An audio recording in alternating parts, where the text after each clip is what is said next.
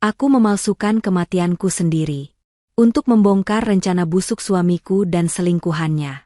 Mereka tidak tahu, aku akan datang sebagai tamu tak diundang di hari pernikahan mereka, dan mengubah pesta termegah itu menjadi hari penghakiman tak terlupakan. Sebelum ceritanya dimulai, silahkan tulis di kolom komentar dari daerah mana saja teman-teman yang menonton cerita ini. Jangan lupa like dan subscribe agar channel ini bisa semakin berkembang dan bisa mempersembahkan cerita yang lebih menarik lagi. Gina terbangun karena seberkas cahaya matahari pagi yang berhasil menembus celah gorden tebal di kamarnya. Ia menggeliat, tangannya secara otomatis meraba sisi lain dari ranjang super king size itu. Dingin dan kosong. Ia membuka matanya sepenuhnya. Aldo sudah tidak ada di sana. Ini sudah menjadi pemandangan yang biasa selama beberapa bulan terakhir. Di atas bantal suaminya, tergeletak secari kertas catatan. Dengan gerakan malas, Gina meraihnya. Tulisan tangan Aldo yang tegas dan rapi menyapanya. Pagi, sayang. Ada rapat mendadak dengan klien dari Singapura. Aku berangkat lebih awal. Sarapan saja duluan, jangan menungguku. Aldo. Tidak ada ucapan cinta, tidak ada sapaan mesra. Hanya sebuah laporan singkat, efisien, dan dingin. Seperti memo dari seorang rekan kerja, bukan dari suami yang baru ia nikahi selama 2 tahun. Gina meremas kertas itu di tangannya. 2 tahun. Rasanya baru kemarin ia berjalan di altar, menatap mata Aldo yang penuh janji, yakin bahwa ia telah menemukan kebahagiaan abadinya. Pernikahan mereka adalah sebuah dongeng. Seorang pengusaha muda yang cemerlang menikahi pewaris tunggal dari salah satu konglomerat terbesar di negeri ini. Media menyebut mereka pasangan serasi. Gina pun meyakininya. Bulan-bulan pertama pernikahan mereka terasa seperti mimpi, penuh tawa, perjalanan romantis, dan cinta yang meluap-luap. Namun, mimpi itu perlahan memudar, digantikan oleh kenyataan yang terasa hampa.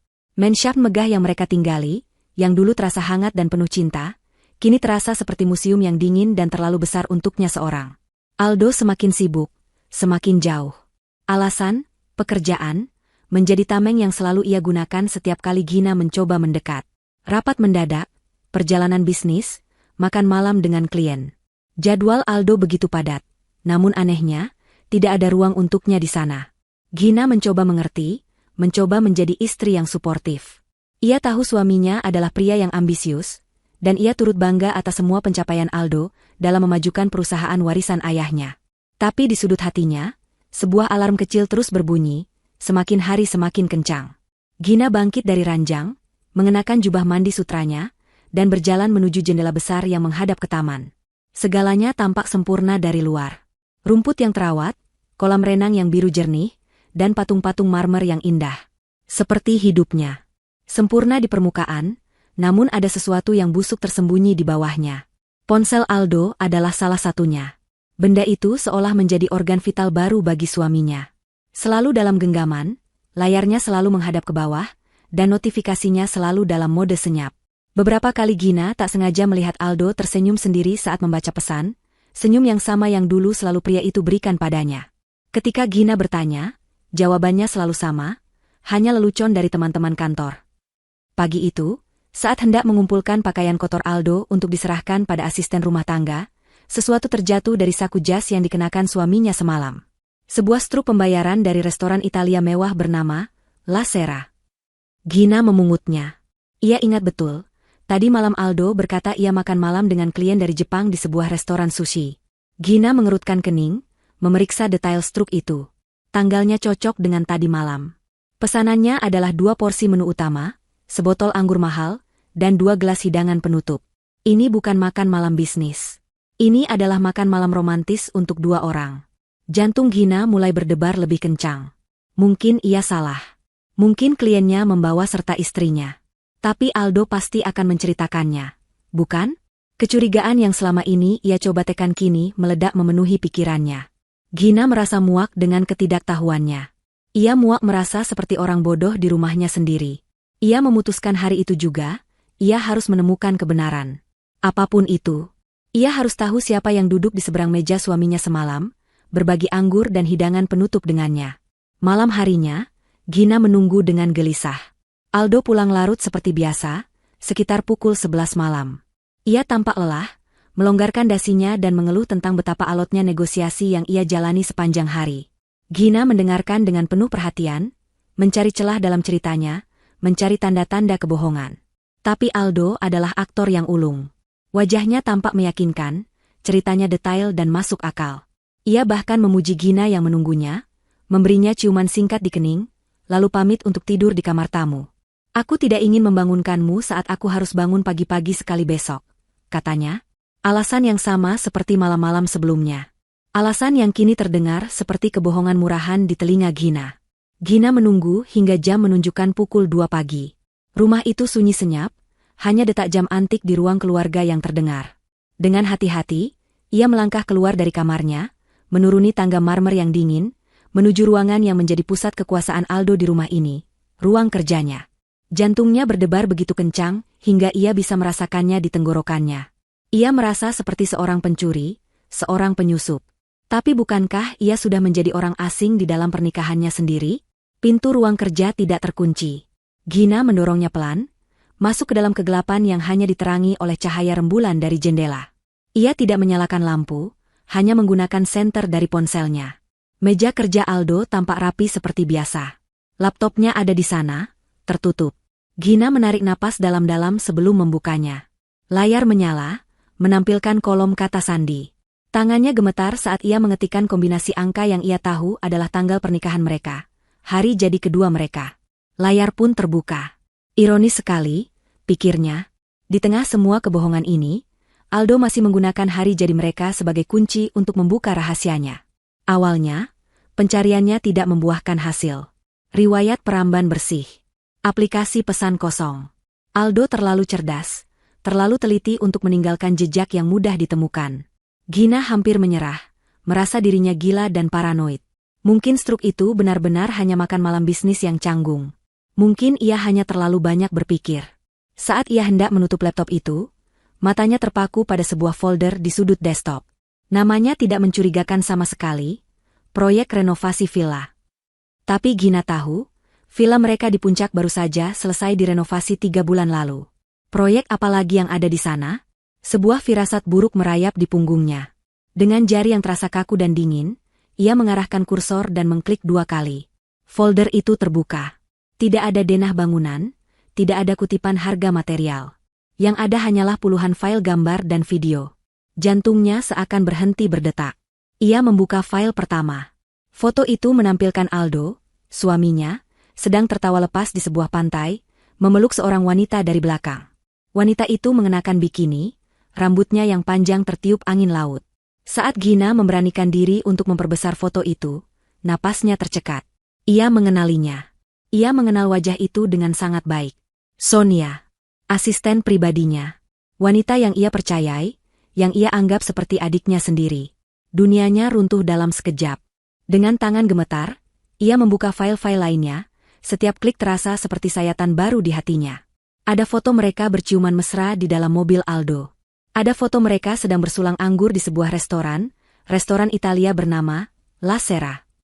Struk yang ia temukan pagi tadi kini menjadi bukti yang tak terbantahkan. Ada video singkat yang menunjukkan Aldo memberikan kalung pada Sonia.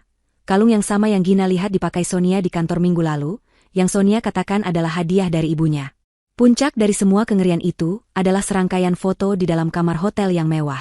Aldo dan Sonia berpelukan di atas ranjang, tersenyum ke arah kamera seolah merayakan sebuah kemenangan. Di belakang mereka, Gina bisa melihat pemandangan kota Singapura dari jendela.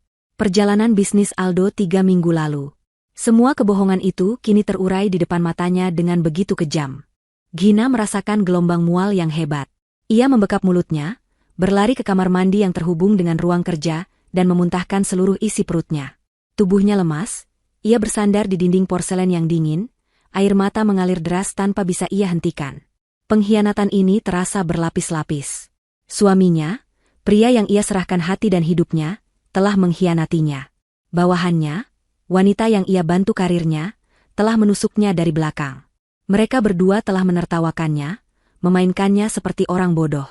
Surga yang ia kira ia tinggali selama 2 tahun ini, hanyalah sebuah ilusi. Di balik fasad kemewahan dan kesempurnaan, ada neraka kebohongan dan pengkhianatan yang menjijikkan. Saat isak tangisnya mereda, yang tersisa bukanlah kesedihan. Yang tersisa adalah amarah. Amarah yang dingin, kelam, dan sangat besar. Ia tidak akan membiarkan mereka menghancurkannya. Ia tidak akan menjadi korban dalam cerita mereka. Malam itu, di tengah puing-puing pernikahannya, Gina yang naif dan penuh cinta telah mati. Dan dari abunya, lahir seorang wanita baru yang tidak akan berhenti sampai ia mendapatkan keadilan. Gina tidak kembali ke kamar tidurnya malam itu. Ia tetap di ruang kerja Aldo, duduk di lantai yang dingin dengan punggung bersandar pada dinding kamar mandi, membiarkan keheningan rumah menelannya. Syok awal yang terasa seperti hantaman fisik kini mulai surut, digantikan oleh sesuatu yang jauh lebih berbahaya, kejernihan pikiran yang menusuk. Naluri pertamanya yang penuh amarah untuk mengkonfrontasi Aldo kini terasa begitu naif dan kekanak-kanakan.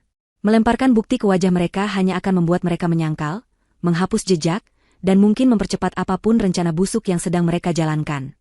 Ia tidak akan memberi mereka kepuasan itu. Ia tidak akan menunjukkan kartunya terlebih dahulu. Ia telah menjadi penonton dalam sandiwara mereka selama ini, sekarang saatnya ia menjadi sutradaranya. Ia menatap pantulan dirinya di gagang pintu perak yang mengilap. Wajahnya pucat, matanya bengkak, tetapi sorot matanya telah berubah. Kekecewaan telah membeku menjadi tekad. Ia menyadari bahwa perselingkuhan ini hanyalah puncak dari gunung es. Sonia, dengan ambisinya yang tak terbatas, dan Aldo, dengan keserakahannya yang tersembunyi di balik pesonanya, tidak akan bersatu hanya karena cinta. Pasti ada tujuan yang lebih besar, hadiah yang lebih menggiurkan daripada sekadar hubungan terlarang. Dan hadiah itu, Gina tahu, adalah kerajaan bisnis yang diwariskan oleh ayahnya. Harta dan kekuasaan. Itulah permainan yang sesungguhnya. Pagi harinya, Gina telah menyusun kembali topengnya. Ia membersihkan semua jejaknya di ruang kerja, memastikan laptop Aldo kembali seperti semula. Ia kemudian naik ke kamarnya, mandi, dan memilih pakaian kerjanya dengan saksama. Saat Aldo keluar dari kamar tamu, Gina menyapanya dengan senyum tipis, seolah tidak ada yang terjadi. Ia bahkan meletakkan struk restoran, La Sera, yang ia temukan kemarin di atas meja riasnya, seolah ia baru menemukannya saat membersihkan kamar. Aldo melihat struk itu, dan untuk sepersekian detik, Gina melihat kepanikan melintas di matanya sebelum pria itu dengan mahir menyembunyikannya.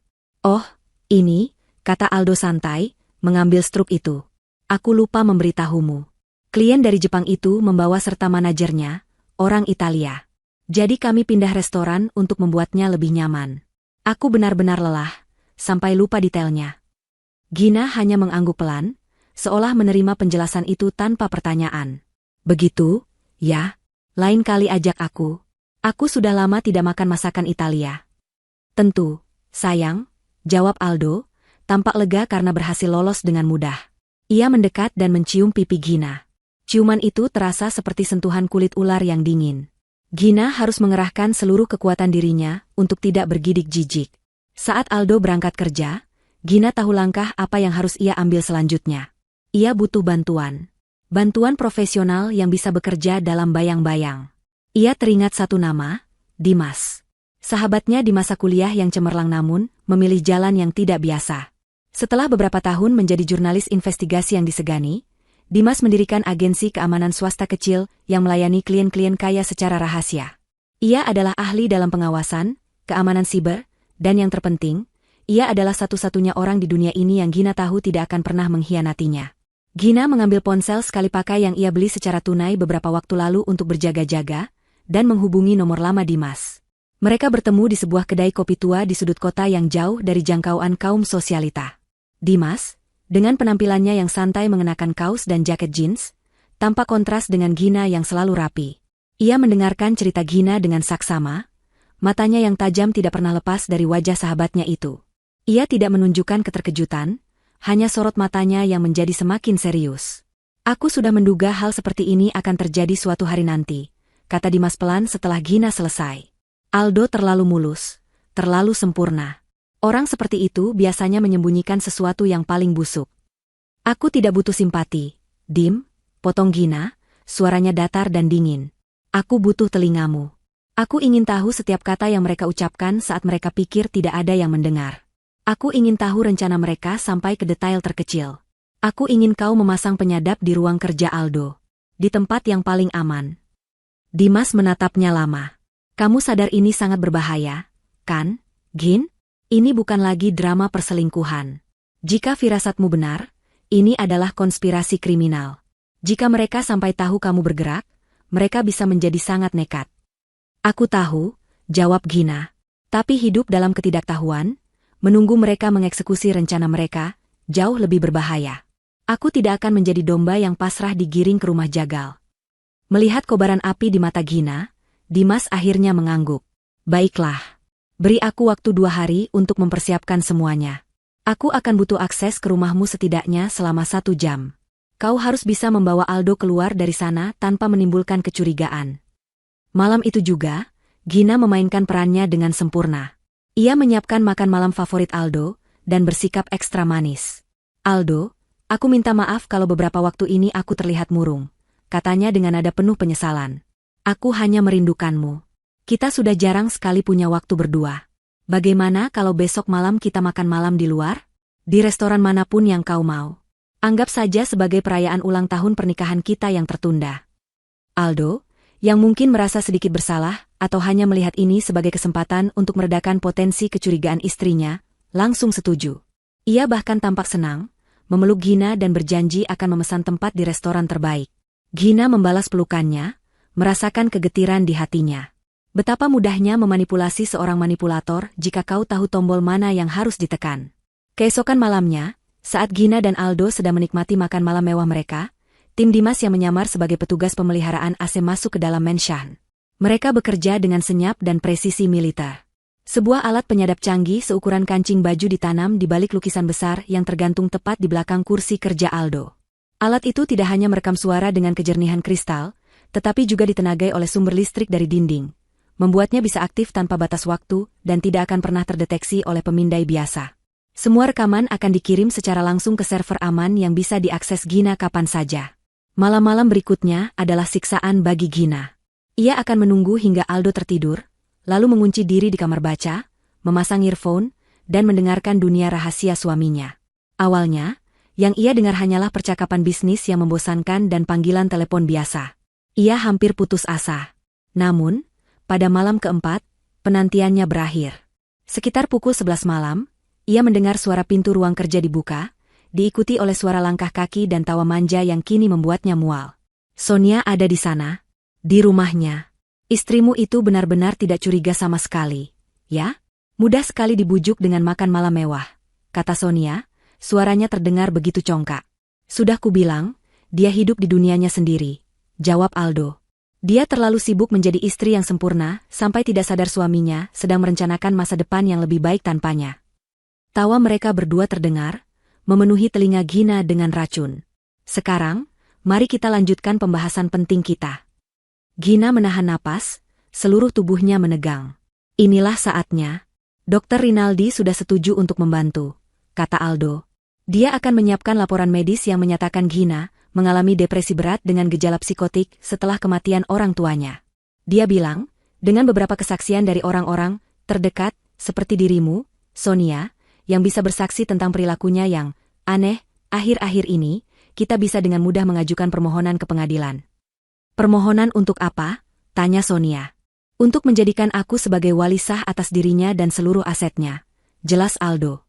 Dengan kondisi mentalnya yang tidak stabil, dia tidak lagi cakap secara hukum untuk mengelola perusahaan sebesar itu. Sebagai suami yang peduli, aku akan mengambil alih. Setelah itu, kita akan mengirimnya ke fasilitas rehabilitasi terbaik di Swiss. Tempatnya tenang, udaranya segar. Dia akan dirawat di sana seumur hidupnya. Gina merasakan hawa dingin yang menusuk tulang. Ini lebih buruk dari yang pernah ia bayangkan. Mereka tidak hanya ingin mengambil hartanya, mereka ingin menghapus keberadaannya. Mengurungnya, melabelinya sebagai orang gila, dan membiarkannya membusuk sendirian di negeri asing sementara mereka menikmati hasil jerih payah keluarganya. Itu rencana yang brilian, Al, puji Sonia. Tapi, bagaimana kalau dia melawan? Bagaimana kalau dia sadar sebelum rencana kita berjalan mulus? Ada jeda yang terasa begitu panjang. Gina bisa mendengar suara gelas yang diletakkan di atas meja kayu. Lalu, suara Aldo terdengar lagi, nadanya datar, tanpa emosi, dan begitu mengerikan. Selalu ada rencana darurat, sayang. Skenario yang lebih cepat dan lebih permanen. Sebuah kecelakaan kecil bisa terjadi pada siapa saja. Rem mobilnya tiba-tiba blong saat dia dalam perjalanan ke puncak. Misalnya, tragedi yang sangat disayangkan. Seorang istri muda yang depresi karena tekanan pekerjaan memutuskan untuk mengakhiri hidupnya. Cerita yang menyedihkan, tapi sangat bisa dipercaya. Tidak akan ada yang curiga. Dan semua asetnya, menurut surat wasiat yang sudah kita siapkan, akan jatuh ke tangan suaminya yang berduka. Hening. Gina tidak bergerak, tidak bernapas. Suara desis statis dari earphone menjadi satu-satunya suara di dunianya. Kalimat itu terus terngiang di kepalanya. Rem mobil blong. Tragedi yang disayangkan. Suami yang berduka. Pria yang telah berbagi ranjang dengannya. Pria yang pernah ia janjikan untuk temani seumur hidupnya, ternyata adalah seorang monster yang dengan tenang dan terperinci telah merancang skenario kematiannya. Gina melepaskan earphone itu dari telinganya. Semua rasa sakit, semua kesedihan, semua ketakutan yang ia rasakan sebelumnya, lenyap seketika. Yang tersisa hanyalah kekosongan yang dingin. Ia tidak lagi merasa seperti korban. Ia tidak lagi merasa seperti istri yang dikhianati. Ia merasa seperti seorang prajurit di medan perang yang baru saja melihat wajah musuh yang sebenarnya. Musuh yang tidak akan ragu untuk membunuhnya. Pertarungan ini bukan lagi tentang keadilan. Ini adalah tentang bertahan hidup. Dan untuk bertahan hidup, ia tidak bisa hanya bertahan. Ia harus menyerang lebih dulu. Mereka ingin dia mati? Baiklah. Gina akan memberikan mereka sebuah kematian. Kematian yang ia rancang sendiri. Kematian yang akan menjadi awal dari kehancuran mereka. Gina tidak kembali tidur. Ia bahkan tidak merasakan kantuk sedikit pun. Adrenalin yang dipicu oleh kengerian murni mengalir di sekujur tubuhnya, membuatnya terjaga dan waspada seperti seekor hewan yang terpojok. Ia duduk di kegelapan kamar bacanya sampai fajar mulai menyingsing, membiarkan kata-kata Aldo dan Sonia terngiang berulang kali di kepalanya. Rem mobil blong. Tragedi yang disayangkan. Suami yang berduka. Setiap kata adalah paku yang menancap di peti mati pernikahannya, di peti mati kepercayaannya, dan hampir saja, di peti mati dirinya yang sesungguhnya. Ia tidak merasa takut lagi. Ketakutan adalah emosi yang dirasakan ketika ada harapan untuk melarikan diri. Gina sadar, ia tidak bisa lari. Aldo, dengan pesona dan koneksinya, akan melukiskan citra dirinya sebagai istri yang tidak stabil secara mental, seorang wanita yang kabur karena delusi. Mereka akan memburunya, dan ketika mereka menemukannya, mereka akan memastikan ia tidak akan bisa lari lagi. Tidak, melarikan diri bukanlah sebuah pilihan. Satu-satunya jalan keluar adalah melalui pintu yang telah mereka siapkan untuknya, kematian. Namun, ia akan berjalan melewati pintu itu dengan caranya sendiri, dengan syarat yang ia tentukan sendiri. Pagi itu, saat Aldo sudah berangkat kerja dan rumah kembali menjadi miliknya seorang, Gina menghubungi Dimas melalui ponsel sekali pakainya. Suaranya terdengar tenang, begitu tenang hingga terasa mengerikan. Dimas, kita harus bertemu. Sekarang. Ada perkembangan baru. Bawa alat perekam yang paling aman yang kau punya. Mereka bertemu di tempat yang berbeda kali ini. Sebuah gudang tua di kawasan industri pelabuhan yang merupakan salah satu properti tersembunyi milik Dimas. Tempat itu berdebu, berbau oli dan besi tua, sangat jauh dari dunia gemerlap Gina. Namun di sanalah, untuk pertama kalinya setelah berhari-hari, Gina merasa aman. Tanpa basa-basi, ia langsung ke inti permasalahan. Ia menceritakan semua yang ia dengar semalam, setiap detail rencana busuk mereka, mulai dari skenario rumah sakit jiwa hingga rencana pembunuhannya. Wajah Dimas yang biasanya tenang kini mengeras. Rahangnya menegang saat mendengar bagian tentang kecelakaan kecil. Ia mengepalkan tangannya di atas meja besi yang ada di antara mereka. Bajingan, desisnya. Kita harus ke polisi, Gin. Sekarang juga. Rekaman ini lebih dari cukup untuk memulai penyelidikan. Gina menggelengkan kepalanya perlahan. Tidak, Dim. Kau tidak mengerti. Siapa Aldo di mata publik? Pengusaha muda jenius yang berhasil menyelamatkan perusahaan mertuanya. Siapa aku? Seorang istri yang baru kehilangan orang tua, yang bisa dengan mudah mereka cap sebagai orang yang rapuh dan depresi. Pengacara Aldo akan memutarbalikkan rekaman ini. Mereka akan bilang aku menjebaknya, bahwa rekaman itu hasil rekayasa, atau aku memprovokasinya. Mereka akan menyeret namaku ke dalam lumpur, dan sementara proses hukum berjalan, nyawaku akan tetap dalam bahaya. Aku tidak akan memenangkan pertarungan ini di pengadilan. Tidak selama aku masih hidup dan bisa mereka serang. Lalu apa rencanamu? Tanya Dimas, suaranya terdengar frustrasi. Kita tidak bisa hanya diam dan menunggu mereka bergerak. Gina menatap lurus ke mata sahabatnya itu. Sorot matanya begitu tajam dan penuh keyakinan, hingga membuat Dimas terdiam. Aku mau kau membantuku memalsukan kematianku. Hening. Satu-satunya suara yang terdengar adalah deru angin dari celah dinding gudang. Dimas menatap Gina seolah wanita itu baru saja kehilangan akal sehatnya. Apa? Gina, dengarkan dirimu sendiri. Itu gila. Itu tindakan kriminal. Memalsukan kematian adalah sesuatu yang hanya ada di film. Di dunia nyata, itu hampir mustahil dilakukan tanpa meninggalkan jejak. Risikonya terlalu besar. Risiko apa yang lebih besar daripada dibunuh sungguhan? Dim, balas Gina, suaranya sedikit meninggi. Risiko apa yang lebih besar daripada membiarkan dua monster itu menari di atas kuburanku, sambil menikmati semua yang menjadi hakku? Aku tidak memintamu melakukan ini untuk bersenang-senang. Aku memintamu melakukan ini untuk menyelamatkan hidupku. Ada cara lain, desak Dimas. Kita bisa membawamu pergi dari negara ini. Aku punya koneksi. Kita bisa memberimu identitas baru, menyembunyikanmu di tempat yang tidak akan pernah mereka temukan. Dan hidup dalam pelarian seumur hidupku, tukas Gina. Hidup dalam ketakutan setiap kali mendengar seseorang memanggil namaku, membiarkan mereka menang, merebut perusahaan ayahku, mencoreng nama baik keluargaku? Tidak. Aku tidak mau hanya selamat. Aku mau keadilan. Aku mau pembalasan. Aku ingin melihat wajah mereka saat mereka pikir mereka sudah mendapatkan segalanya. Aku ingin berada di sana saat dunia mereka runtuh, sama seperti mereka meruntuhkan duniaku. Gina bisa melihat keraguan di mata Dimas. Sahabatnya itu terombang-ambing antara logika profesionalnya dan kesetiaannya pada Gina. Gina tahu ia butuh sesuatu yang lebih untuk meyakinkannya. Sesuatu yang akan membuatnya merasakan kengerian yang sama seperti yang Gina rasakan. Dengarkan ini, katanya sambil mendorong sebuah pemutar audio kecil ke arah Dimas dan menyerahkan sebuah earphone. Dengarkan sendiri bagaimana suara suamiku saat merencanakan kematianku. Dengan enggan, Dimas memasang earphone itu di telinganya. Gina menekan tombol putar. Ia memperhatikan wajah sahabatnya itu dengan saksama. Awalnya, kening Dimas hanya berkerut. Lalu, matanya sedikit melebar. Saat bagian percakapan tentang Dr. Rinaldi diputar, rahang Dimas mengeras. Dan akhirnya, saat suara Aldo yang dingin mengucapkan kalimat, "Rem mobil blong," terdengar, Dimas sontak mencabut earphone itu dari telinganya seolah benda itu baru saja menyetrumnya. Wajahnya pucat pasi. Ia menatap Gina, dan di matanya, Gina tidak lagi melihat keraguan, hanya ada kengerian dan amarah yang sama besarnya dengan miliknya. "Aku akan membantumu," kata Dimas akhirnya. Suaranya serak. Ia tidak lagi memanggil Gina gila. Ia kini mengerti sepenuhnya. "Aku akan membantumu melakukan apapun yang kau perlukan. Mereka tidak akan lolos begitu saja." Rasa lega yang luar biasa menyelimuti Gina, namun ia tidak membiarkannya bertahan lama. "Ini baru permulaan. Terima kasih, Dim," katanya tulus. "Mulai sekarang, kita harus berpikir seperti mereka. Cerdik, teliti, dan tanpa ampun. Kita perlu merancang sebuah kecelakaan yang sempurna. Kecelakaan yang tragis, tidak meninggalkan keraguan, dan yang terpenting, tidak meninggalkan jasad." Dimas mengangguk, otaknya yang terlatih sebagai seorang investigator langsung bekerja. Kecelakaan di laut atau di jurang yang dalam.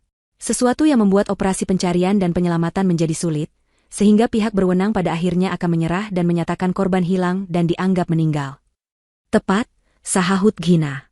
"Dan sementara dunia berduka atasku, aku akan menghilang. Aku butuh identitas baru, tempat persembunyian yang aman, dan akses terbatas ke sebagian kecil danaku tanpa bisa dilacak oleh Aldo." "Itu bagian yang rumit," kata Dimas sambil berpikir. "Mengalihkan aset tanpa terdeteksi akan sulit. Aldo pasti akan mengawasi semua rekeningmu begitu kau dinyatakan meninggal. Kita perlu membuat sebuah entitas perusahaan cangkang di luar negeri, mungkin sudah harus kita lakukan dari sekarang." Mereka menghabiskan beberapa jam berikutnya di gudang yang dingin itu, menyusun kerangka dari rencana mereka yang gila. Setiap detail dibahas, setiap kemungkinan masalah diantisipasi.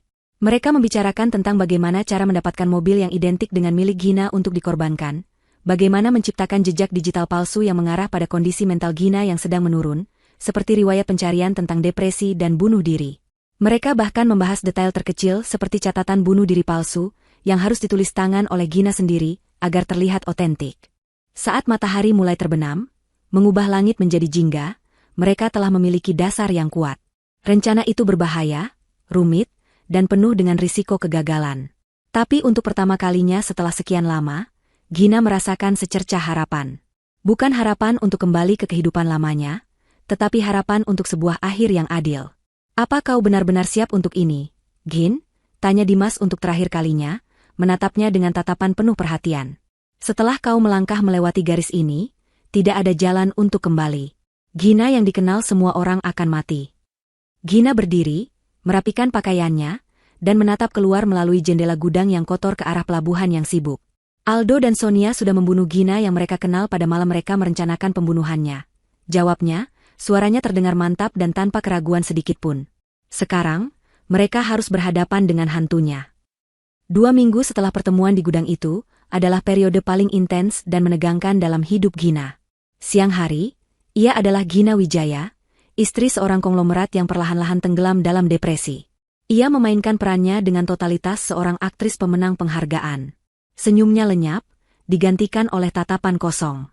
Ia berhenti merawat diri, membiarkan rambutnya yang indah tergerai kusut dan lingkaran hitam terbentuk di bawah matanya. Ia sengaja meninggalkan riwayat pencarian di komputernya tentang cara mengatasi kesedihan mendalam dan terapi untuk trauma masa lalu. Ia bahkan beberapa kali menangis tanpa sebab yang jelas di hadapan para asisten rumah tangga, tahu bahwa kabar tentang ketidakstabilan dirinya akan menyebar dengan cepat di dalam rumah dan mungkin sampai ke telinga Sonia atau Aldo. Malam hari, ia berubah menjadi perencana yang dingin dan metodis. Bersama Dimas di tempat persembunyian yang berbeda-beda setiap malam, ia menyempurnakan setiap detail dari rencana kematiannya. Dimas, dengan jaringannya yang luas, berhasil menemukan sebuah mobil yang nyaris identik dengan sedan mewah milik Gina. Mobil itu adalah mobil curian yang nomor rangka dan mesinnya sudah dihapus. Mobil hantu yang sempurna untuk dikorbankan. Mereka juga menyiapkan identitas baru untuk Gina. Sebuah paspor palsu dengan nama Anya Lestari, seorang desainer lepas dengan latar belakang yang bersih dan tidak mencolok. Gina memotong rambut panjangnya yang selalu dipuji Aldo, mengubahnya menjadi model bob pendek yang tegas dan mewarnainya menjadi coklat gelap. Ia menyingkirkan semua pakaian desainernya, menggantinya dengan pakaian sederhana yang tidak akan menarik perhatian.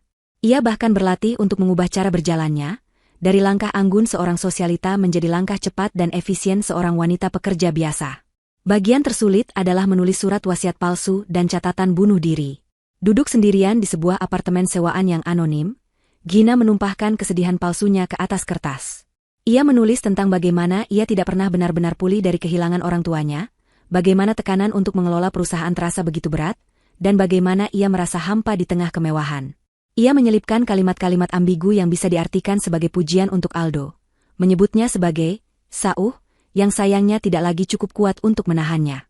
Setiap kata ia tulis dengan hati-hati, memastikan tulisan tangannya menunjukkan getaran keputusasaan. Itu adalah karya fiksi paling menyakitkan yang pernah ia tulis, karena di dalamnya terkandung serpihan kebenaran yang telah dipelintir. Langkah terakhir adalah mengamankan dana untuk hidup barunya. Gina tidak bisa menyentuh rekening utamanya. Ia menggunakan rekening pribadi yang ia miliki sebelum menikah, rekening yang Aldo tidak tahu keberadaannya. Selama seminggu, ia menarik uang tunai dalam jumlah kecil dari berbagai anjungan tunai mandiri yang berbeda, jumlah yang tidak akan memicu alarm dari pihak bank. Uang itu kemudian ia serahkan pada Dimas, yang melalui serangkaian transaksi rumit di dunia maya, menyetorkannya ke sebuah rekening anonim di Swiss atas nama Anya Lestari. Itu tidak seberapa dibandingkan dengan total kekayaannya, tapi lebih dari cukup untuk membiayai hidup dan rencana balas dendamnya selama beberapa tahun ke depan. Akhirnya, hari yang ditentukan tiba. Sebuah hari Jumat yang cerah. Gina telah memilih lokasi kecelakaannya dengan cermat. Sebuah tikungan tajam di jalur menuju puncak yang terkenal angker dan berbahaya, dengan jurang yang sangat dalam di sisinya. Tempat itu dijuluki Lembah Janda, karena banyaknya kecelakaan fatal yang terjadi di sana. Tim SAR seringkali kesulitan mengevakuasi korban, karena medannya yang curam dan vegetasi yang lebat. Tempat yang sempurna untuk sebuah jasad yang tidak akan pernah ditemukan. Pagi itu, Gina mendekati Aldo dengan mata sembab, seolah ia tidak tidur semalaman. Aldo, katanya dengan suara bergetar. Aku tidak kuat lagi berada di rumah ini. Rasanya sesak. Aku butuh waktu sendiri. Aku mau pergi ke villa di puncak selama beberapa hari untuk menenangkan diri. Gina bisa melihat kilatan kemenangan yang nyaris tak terlihat di mata Aldo, yang dengan cepat ditutupi oleh ekspresi prihatin. Ini terlalu sempurna bagi Aldo. Istrinya yang depresi, dengan sukarela pergi sendirian ke lokasi terpencil. Itu akan membuat cerita bunuh dirinya semakin meyakinkan. Tentu saja, sayang, kata Aldo dengan nada suara yang dibuat selembut mungkin. Pergilah. Ambil waktu sebanyak yang kau butuhkan. Mungkin udara segar di sana bisa membantumu merasa lebih baik. Hati-hati di jalan, ya? Hubungi aku kalau sudah sampai. Gina hanya mengangguk. Saat ia memeluk Aldo untuk terakhir kalinya, ia tidak merasakan apa-apa. Tidak ada cinta, tidak ada benci. Hanya ada kehampaan yang dingin. Ia merasa seperti sedang memeluk orang asing, sebuah cangkang kosong yang diisi oleh keserakahan. Gina mengemasi sebuah tas kecil, hanya berisi beberapa helai pakaian dan perlengkapan mandi, cukup untuk membuat perjalanannya terlihat nyata. Ia meletakkan surat bunuh diri yang telah ia tulis di laci meja nakasnya, di tempat yang akan mudah ditemukan. Lalu, ia masuk ke dalam mobilnya dan mulai mengemudi meninggalkan Mansion itu untuk selamanya. Ia tidak menoleh ke belakang. Tidak ada gunanya menatap masa lalu yang sudah menjadi abu. Ia mengemudi dengan kecepatan normal, mengikuti rute yang biasa ia lewati menuju puncak. Sekitar 20 km sebelum lokasi yang ditentukan, ia berbelok ke sebuah jalan kecil yang sepi dan masuk lebih dalam ke area perkebunan teh. Di sana, di balik rimbunnya pepohonan, Dimas sudah menunggunya dengan mobil hantu yang telah disiapkan. Mereka bekerja dengan cepat. Gina memindahkan tasnya ke mobil Dimas. Lalu ia meletakkan dompet, kartu identitas, dan ponselnya di dashboard mobil hantu itu. Mobil itu kini secara resmi adalah milik Gina Wijaya. Semua siap, kata Dimas, wajahnya tegang. Aku sudah memasang mekanisme kecil di pedal gas. Begitu diaktifkan, mobil ini akan melaju dengan kecepatan konstan selama 30 detik sebelum setirnya terkunci ke arah kanan. Cukup untuk membuatnya terjun bebas ke jurang. Aku juga menaruh beberapa jeriken bensin kecil di bagasi. Begitu terjadi benturan, semuanya akan terbakar habis. Gina mengangguk, tenggorokannya terasa kering. Ayo kita lakukan. Ia masuk ke dalam mobil Dimas yang diparkir agak jauh, sementara Dimas memberikan sentuhan akhir pada mobil hantu itu. Dari dalam mobil, Gina berganti pakaian, mengenakan jeans sederhana, kaos, dan topi yang menutupi wajahnya. Ia bukan lagi Gina. Ia adalah Anya. Dimas kembali dan masuk ke kursi pengemudi. Ia mengeluarkan sebuah remote kecil. Siap? Tanyanya sekali lagi. Gina menarik napas dalam-dalam dan mengangguk. Dimas menekan sebuah tombol. Mesin mobil hantu itu menyala dengan deru yang keras. Beberapa detik kemudian, mobil itu mulai bergerak maju, perlahan pada awalnya, lalu semakin cepat, meluncur keluar dari persembunyiannya dan kembali ke jalan utama. Dimas dengan cepat menyalakan mobilnya dan mengikuti dari jarak yang aman. Jantung Gina berdebar kencang saat mereka melihat mobil itu melaju sendirian di jalan yang sepi. Pemandangan itu begitu surreal. Sebuah mobil kosong melaju menuju kematiannya sendiri. Mereka tiba di tikungan tajam beberapa saat setelah mobil hantu itu. Dari kejauhan, mereka melihatnya. Mobil sedan mewah itu tidak berbelok. Ia terus melaju lurus, menabrak pagar pengaman yang ringkih, dan kemudian terjun ke dalam jurang yang menganga. Selama beberapa detik, hanya ada keheningan. Lalu, sebuah ledakan dahsyat menggema di lembah itu, diikuti oleh bola api oranye yang membubung tinggi ke langit, mengirimkan asap hitam tebal yang pekat. Gina menatap kobaran api itu tanpa berkedip. Di dalam api itu, seluruh kehidupan lamanya sedang dilahap habis. Identitasnya, pernikahannya, kepercayaannya, kepolosannya. Semuanya menjadi abu. Anehnya, ia tidak merasa sedih. Ia tidak merasa takut. Yang ia rasakan adalah kebebasan. Kebebasan yang menakutkan sekaligus memabukkan. Aktris itu telah menyelesaikan adegan terakhirnya dengan sempurna. Dimas tidak menunggu lama. Ia segera memutar balik mobilnya dan melaju kencang menjauh dari lokasi kejadian, mengambil jalur-jalur alternatif yang sepi untuk menghindari kemungkinan adanya saksi mata. Ponselnya bergetar. Sebuah pesan masuk dari salah satu kontaknya di kepolisian. Laporan kecelakaan masuk. Sebuah mobil terjun ke lembah janda. Tim sedang meluncur. Rencana mereka berhasil. Malam itu, di sebuah apartemen kecil dan aman di pinggiran kota, Gina menyaksikan berita tentang kematiannya sendiri. Seorang reporter berdiri di dekat lokasi kejadian, dengan latar belakang lampu sorot dari tim SAR yang mencoba turun ke jurang. Pewaris Wijaya Group, Gina Wijaya, diduga tewas dalam sebuah kecelakaan tunggal, kata reporter itu. Sebuah catatan yang mengindikasikan depresi ditemukan di kediamannya, menguatkan dugaan bahwa ini adalah tindakan bunuh diri. Lalu, kamera menyorot pemandangan yang membuat darah Gina menjadi es. Aldo baru saja tiba di lokasi, dikawal oleh polisi. Wajahnya adalah sebuah mahakarya akting. Penuh dengan kepanikan, kesedihan, dan ketidakpercayaan. Ia mencoba menerobos garis polisi, berteriak memanggil nama Gina dengan suara yang dibuat serak karena tangis. "Gina, sayang." "Tidak mungkin," teriaknya, sebelum akhirnya ia jatuh berlutut di tanah, menutupi wajahnya seolah hancur lebur. Di sampingnya, Sonia muncul, memapah tubuh Aldo, wajahnya sendiri basah oleh air mata buaya, menatap ke arah jurang dengan tatapan ngeri yang dibuat-buat. Menyaksikan pertunjukan menjijikan itu, Gina tidak merasakan sisa-sisa cinta atau sakit hati. Yang ia rasakan hanyalah amarah yang dingin dan membara. Mereka pikir mereka telah menang. Mereka pikir mereka telah menyingkirkannya dan kini bebas untuk merebut segalanya. Mereka sedang merayakan kemenangan mereka di atas panggung tragedi yang mereka ciptakan. Mereka tidak tahu, tirai pertunjukan baru saja ditutup untuk babak pertama. Dan sang bintang utama yang mereka kira sudah mati, kini sedang duduk di barisan penonton, menunggu dengan sabar saat yang tepat untuk naik ke atas panggung dan memulai babak pembalasannya. Bulan pertama setelah kematian, Gina berlalu dalam kabut pemberitaan media dan duka publik yang direkayasa dengan sempurna. Tim SAR secara resmi menghentikan pencarian setelah 2 minggu, menyimpulkan bahwa tidak mungkin menemukan jasad di jurang yang begitu dalam dan berbahaya. Gina Wijaya dinyatakan hilang dan dianggap telah meninggal dunia. Dari sebuah apartemen sederhana di sudut kota Bandung, Gina, yang kini hidup sebagai Anya Lestari, menyaksikan semua itu dari layar laptopnya. Ia telah menjadi hantu, seorang penonton tak kasat mata bagi pemakamannya sendiri. Ia melihat teman-teman sosialitanya memberikan komentar penuh duka di media sosial. Ia membaca artikel-artikel yang melukiskan Aldo sebagai suami tragis yang kehilangan belahan jiwanya, dan ia menyaksikan liputan acara doa bersama yang megah yang diselenggarakan oleh Aldo untuk mengenang dirinya.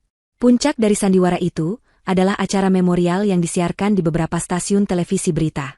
Diadakan di Aula Utama Wijaya Group, di hadapan ratusan karyawan, kolega bisnis, dan wartawan, Aldo berdiri di atas panggung di depan sebuah foto potret Gina yang sangat besar. Dalam foto itu, Gina tersenyum bahagia. Menyaksikan itu dari apartemennya yang sepi, Gina merasa perutnya mual. Aldo, dalam setelan jas hitam yang mahal, memberikan pidato eulogi yang begitu menyentuh hingga membuat banyak hadirin menangis. Ia berbicara tentang cinta mereka, tentang impian mereka, tentang bagaimana Gina adalah cahaya dalam hidupnya yang kini telah padam. "Saya tidak hanya kehilangan seorang istri," kata Aldo, suaranya dibuat bergetar seolah menahan tangis. "Saya kehilangan separuh dari jiwa saya. Tapi saya berjanji, di hadapan Anda semua dan di hadapan arwah istri saya tercinta, saya akan melanjutkan warisannya.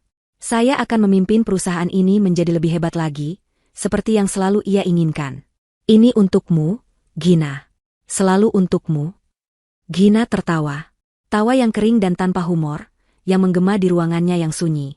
Ia tertawa melihat betapa lihainya suaminya itu berakting.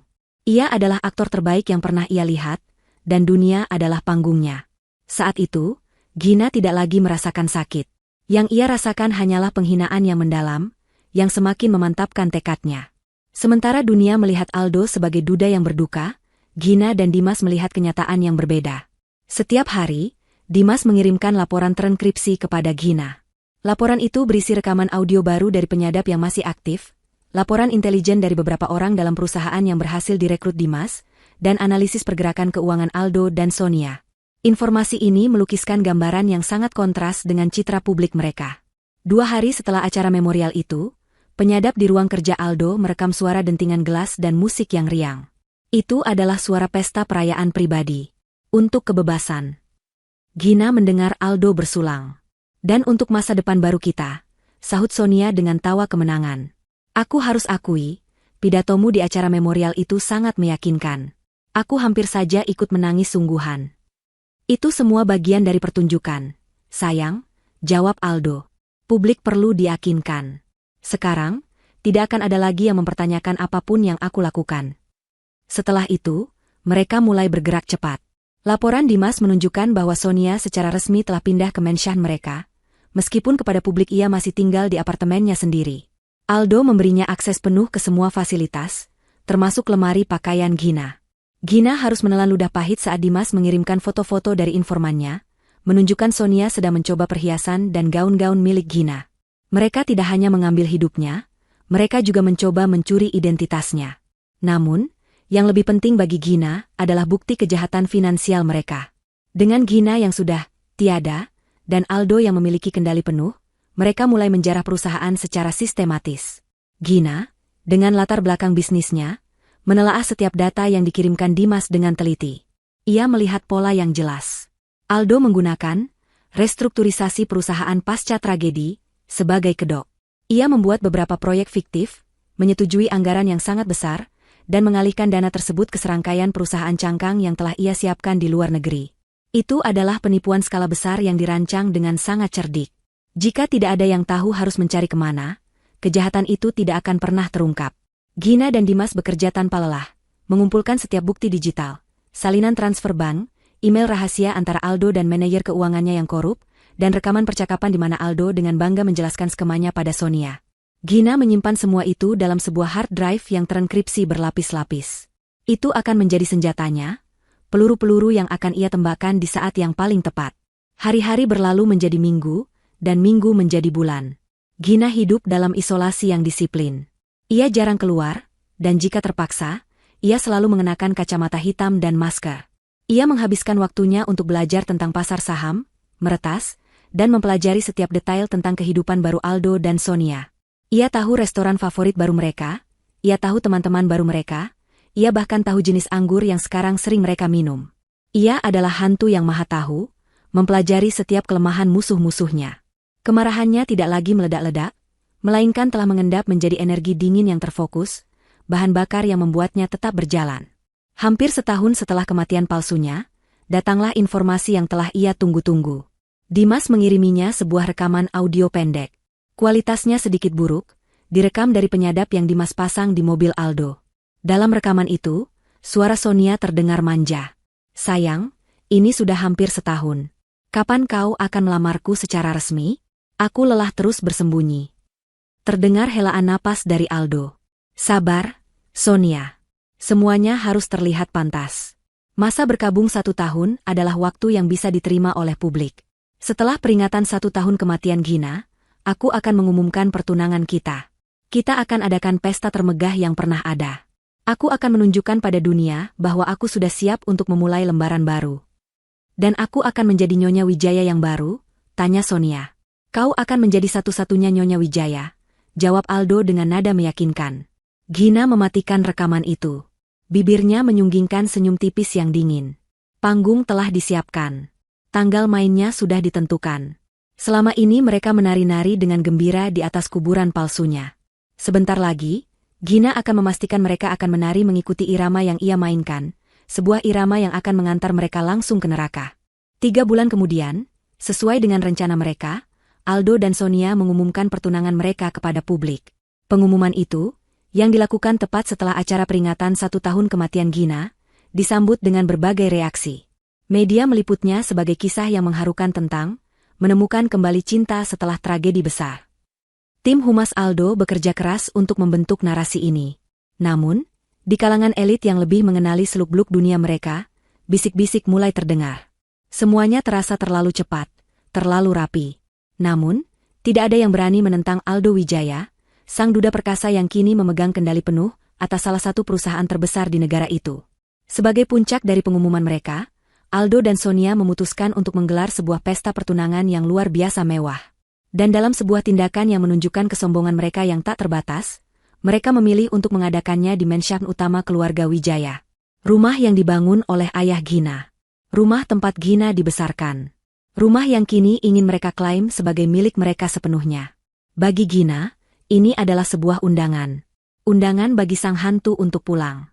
"Ini adalah kesempatan emas," kata Gina pada Dimas melalui sambungan telepon yang aman. "Mereka akan mengumpulkan semua saksi kehancuran mereka di satu tempat. Aku tidak akan hanya diam dan menonton kali ini. Aku ingin memberi mereka sedikit pemanasan." "Apa yang ada di pikiranmu?" tanya Dimas. "Menampakkan diri sekarang terlalu berisiko." "Tentu saja tidak," jawab Gina. "Aku tidak akan menunjukkan wajahku. Aku hanya akan menunjukkan kehadiranku. Aku ingin mereka merasa tidak aman di rumah yang mereka curi. Aku ingin menanamkan benih paranoia di antara mereka. Biarkan mereka saling curiga, biarkan mereka ketakutan dalam kemewahan mereka." Rencananya sederhana namun berani. Gina akan menyusup ke dalam pestanya sendiri. Dimas, yang selama setahun ini telah memetakan setiap sudut sistem keamanan rumah itu, tahu persis bagaimana melakukannya.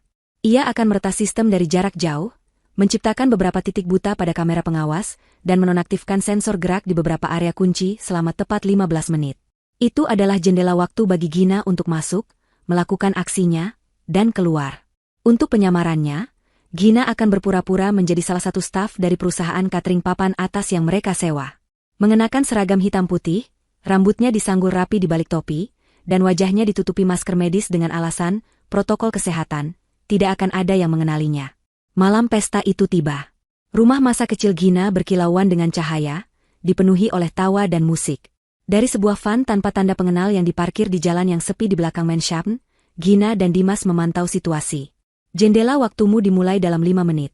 Bisik Dimas, matanya fokus pada layar laptop yang menampilkan denah keamanan. Gina mengangguk, jantungnya berdebar kencang, bukan karena takut, melainkan karena antisipasi. Tepat saat Dimas memberinya sinyal, ia keluar dari van, membawa sebuah nampan kosong, dan berjalan dengan tenang melalui gerbang layanan yang sensornya telah dimatikan. Ia berhasil masuk tanpa hambatan. Berada kembali di dalam rumahnya terasa aneh. Sonia telah mengubah banyak hal. Lukisan ibunya telah diganti dengan seni abstrak modern yang mencolok. Perabotan antik favoritnya telah diganti dengan sofa kulit minimalis. Rasanya seperti melihat versi palsu dari kenangannya. Gina bergerak cepat. Aksi pertamanya menargetkan suasana pesta. Melalui tablet kecil yang terhubung dengan sistem Dimas, ia mengakses jaringan audio rumah. Di tengah-tengah alunan musik lounge yang sedang diputar, tiba-tiba terdengar lagu lain. Sebuah lagu balada klasik yang lembut. Itu adalah lagu dansa pertama Gina dan Aldo di pernikahan mereka. Musik di seluruh rumah terhenti, lalu lagu itu mengalun sendirian selama hampir 30 detik sebelum akhirnya mati. Para tamu tampak bingung. Gina, dari sudut ruangan, melihat Aldo dan Sonia saling pandang dengan ekspresi tegang. Seorang teknisi yang dipanggil dengan panik akhirnya menyalahkan gangguan sinyal dari menara terdekat sebagai penyebabnya. Aksi keduanya lebih personal. Jendela waktunya hampir habis. Ia harus bergerak ke lantai atas. Ia tahu Sonia pasti akan menggunakan kamar tidur utama, kamar tidur Gina dulu. Dengan langkah cepat, ia menaiki tangga layanan. Kamar itu persis seperti yang ia duga. Aroma parfum Sonia yang menyengat memenuhi udara. Dengan cepat, Gina masuk ke kamar mandi yang luas. Ia menyalakan pancuran air panas selama beberapa saat hingga uap memenuhi ruangan dan membuat cermin besar di atas wastafel menjadi berembun. Lalu, dengan jarinya, ia menulis satu kata dengan huruf kapital, pengkhianat. Tulisan itu nyaris tak terlihat, namun akan tampak dengan jelas begitu seseorang berada cukup dekat. Aksi terakhirnya adalah untuk Aldo. Sebelum datang, Gina telah menyiapkan sesuatu yang ia ambil dari kotak penyimpanannya yang tersembunyi, sebuah kotak musik kecil dari perak. Itu adalah hadiah terakhir dari ayahnya sebelum meninggal, benda yang paling ia sayangi. Aldo tahu betul betapa berartinya kotak musik itu bagi Gina. Dengan hati-hati, Gina meletakkan kotak musik itu tepat di tengah-tengah bantal di sisi ranjang tempat Aldo biasa tidur. Lalu, ia memutar kuncinya sedikit, membiarkannya memainkan beberapa nada pertama dari melodi yang sangat familiar bagi mereka berdua. 30 detik, suara Dimas terdengar di earphone tersembunyinya. Gina segera keluar dari kamar, menuruni tangga, dan kembali ke area pesta yang ramai, bergabung dengan staf catering lainnya seolah tidak terjadi apa-apa. Beberapa menit kemudian, ia berjalan keluar melalui pintu layanan yang sama saat ia masuk, tepat sebelum sistem keamanan kembali normal. Kembali di dalam van, mereka tidak perlu menunggu lama. Melalui penyadap yang masih aktif di kamar tidur, mereka mendengar semuanya.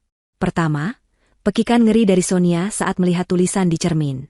Lalu, suaranya yang panik memanggil Aldo. "Ada apa lagi, Sonia?" tanya Aldo, terdengar jengkel. "Lihat ini. Siapa yang melakukan ini?" jerit Sonia. Hening sejenak. Lalu suara Aldo terdengar tegang. "Tenang, mungkin hanya salah satu pelayan yang iseng." "Iseng? Lalu bagaimana dengan ini?" Suara Sonia terdengar lagi, kali ini lebih tajam. Gina bisa membayangkan Sonia menunjuk ke arah bantal. Keheningan yang mengikuti jauh lebih lama dan lebih berat. Gina tahu persis apa yang sedang dilihat Aldo. Kotak musiknya. Benda yang seharusnya ikut hangus terbakar di dalam mobilnya setahun yang lalu. Ini tidak mungkin," bisik Aldo. Suaranya tidak lagi terdengar sombong, melainkan dipenuhi dengan kengerian murni. "Apa maksudmu tidak mungkin? Benda apa itu?" desak Sonia. Ini milik Gina," jawab Aldo. Argumen sengit pun pecah. Sonia menuduh Aldo ceroboh, menuduh ada seseorang dari masa lalu Gina yang tahu tentang mereka dan kini mencoba meneror mereka. Aldo, di sisi lain, terdengar benar-benar terguncang. Logikanya tidak bisa memproses bagaimana benda itu bisa ada di sana. Benih paranoia dan ketakutan telah berhasil ditanam. Kepercayaan di antara mereka mulai retak. Pesta pertunangan yang seharusnya menjadi perayaan kemenangan mereka kini telah diracuni oleh kehadiran hantu yang tak terlihat. Di dalam van yang gelap, Gina tersenyum. Ini baru permulaan. Ia telah membuktikan bahwa ia bisa masuk ke dalam benteng mereka kapanpun ia mau. Kini, mereka akan hidup dalam ketakutan, menunggu kapan hantu itu akan muncul lagi. Pesta pertunangan yang seharusnya menjadi proklamasi kemenangan Aldo dan Sonia justru menjadi awal dari teror psikologis mereka. Malam-malam berikutnya di Mansion megah itu tidak lagi diisi dengan tawa kemenangan, melainkan paranoia yang pekat. Kotak musik perak milik Gina menjadi artefak terkutuk yang duduk di meja rias mereka, sebuah pengingat konstan bahwa ada sesuatu yang sangat salah. Aldo, yang biasanya begitu terkendali dan rasional, menjadi mudah tersinggung dan curiga. Ia menyewa tim keamanan swasta baru, memasang lebih banyak kamera pengawas, dan secara acak menginterogasi para pelayan, mencari mata-mata yang tidak ada. Logikanya tidak bisa menerima kemungkinan supernatural, jadi ia menyimpulkan ada pengkhianat di antara mereka, seseorang dari masa lalu yang ingin menghancurkannya. Sonia, di sisi lain, tenggelam dalam ketakutan yang lebih primitif. Ia mulai takut pada bayangannya sendiri, sering terbangun di tengah malam karena mimpi buruk, dan menolak untuk sendirian di kamar tidur utama. Ia menuduh Aldo tidak becus, gagal melindunginya, dan mungkin masih memiliki urusan yang belum selesai dengan masa lalunya. Hubungan mereka, yang dibangun di atas fondasi keserakahan dan pengkhianatan, mulai retak di bawah tekanan. Kepercayaan di antara mereka menguap, digantikan oleh tuduhan-tuduhan yang dilontarkan dalam bisikan-bisikan sengit di tengah malam. Mereka mendapatkan rumah, kekayaan, dan kebebasan yang mereka inginkan, tetapi mereka kehilangan kedamaian. Gina, dari tempat persembunyiannya, memantau semua ini dengan kepuasan yang dingin. Laporan audio dari Dimas menjadi hiburan malamnya. Ia mendengarkan pertengkaran mereka, tuduhan mereka, dan ketakutan mereka yang semakin menjadi-jadi. Ia telah berhasil menyusup ke dalam pikiran mereka, menjadi hantu yang menghantui setiap detik kehidupan mereka. Namun, ia tahu ini belum cukup. Teror psikologis hanyalah hidangan pembuka. Ia sedang mempersiapkan hidangan utama, kehancuran total dan tak terhindarkan. Bulan-bulan berlalu. Terlepas dari ketegangan internal di antara mereka, Aldo dan Sonia memutuskan untuk tetap melanjutkan rencana pernikahan. Bagi Aldo, pernikahan ini adalah langkah strategis terakhir. Pernikahan dengan Sonia akan memperkuat posisinya di mata publik, menunjukkan bahwa ia benar-benar telah move on dan solid. Itu akan menjadi penutup dari babak kehidupan Gina dan awal dari era Aldo Wijaya. Bagi Sonia, pernikahan ini adalah segalanya. Itu adalah validasi, piala kemenangan, dan tiket resminya untuk menyandang nama Wijaya dan semua kemewahan yang melekat padanya. Mereka berdua terlalu serakah untuk mundur sekarang, meskipun setiap malam mereka tidur dengan perasaan was-was. Mereka menetapkan tanggal pernikahan di musim gugur, hampir 2 tahun setelah kematian Gina. Tempatnya adalah ballroom termewah di Hotel Brawijaya Imperial, hotel bintang 5 paling prestisius di ibu kota. Ribuan undangan disebar, menjanjikan sebuah acara pernikahan abad ini. Media dipenuhi dengan berita tentang persiapan mereka, mulai dari gaun pengantin yang dirancang oleh desainer ternama Paris, hingga kue pernikahan setinggi 7 tingkat. Dunia menyaksikan dengan penuh kekaguman, tidak menyadari bahwa mereka sedang membeli tiket untuk menyaksikan sebuah eksekusi publik. Sementara mereka sibuk dengan persiapan pesta, Gina dan Dimas sibuk dengan persiapan perang. Markas mereka kini pindah ke sebuah unit apartemen canggih di pusat kota yang dilengkapi dengan teknologi terkini. Dindingnya dipenuhi oleh papan tulis putih dengan denah ballroom hotel, diagram alih rencana, dan foto-foto target utama mereka. Ini adalah ruang perang mereka. Sistem audiovisual di Brawijaya Imperial sangat canggih. Jelas Dimas pada suatu malam, menunjuk ke sebuah diagram jaringan di layar komputernya. Mereka menggunakan sistem terpusat yang mengontrol semua layar, proyektor, dan sistem suara. Meretasnya dari luar akan sangat sulit dan berisiko terdeteksi. Kita butuh akses fisik. Bagaimana caranya?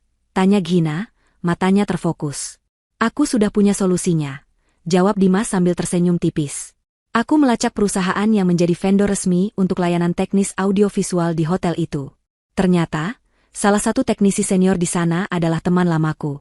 Seseorang yang punya banyak utang judi dan tidak akan menolak sejumlah besar uang tunai untuk berlibur selama seminggu penuh tepat di minggu pernikahan Aldo. Gina mengerti arah pembicaraan ini. Dan kau akan mengirimkan teknisi pengganti. Tepat. Aku punya tim yang bisa menyamar dengan sempurna. Sehari sebelum pernikahan, saat mereka melakukan pemeriksaan sistem akhir, tim kita akan masuk. Mereka tidak akan meretas sistemnya, itu terlalu kasar. Mereka akan memasang sebuah kill switch fisik yang terhubung ke perangkat terpisah.